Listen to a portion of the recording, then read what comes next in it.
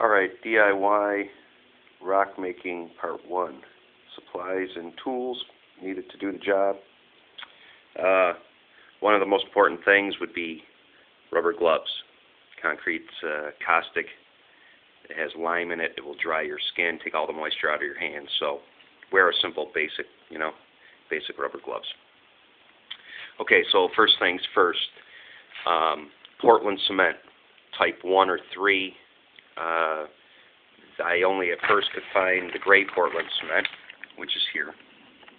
It's cheaper per bag. It works well.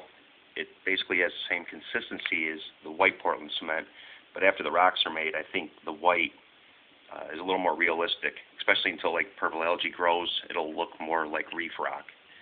So, but you can use the gray. It is cheaper per bag. I think this was $8. This was 16 or 17. They come in like 50-pound bags, so you have more than enough. Okay, so after that, that's the cement. Rock salt. Use the rock salt. Basically, what happens is you put the rock salt. Comes in all different forms and sizes. You put this into the recipe because when the water hits this evaporates and it leaves little caverns and caves, makes it a little more porous. I did it a whole bunch of different ways. You can leave it whole like this, or you can chop them up into finer bits. Try not to use the powder. If you break it up, it's going to become very powdery. So it's important to have a strainer. And I'll get into that in a little bit. Anyway, so the rock salt, Portland cement, then either crushed oyster shells or this is crushed coral.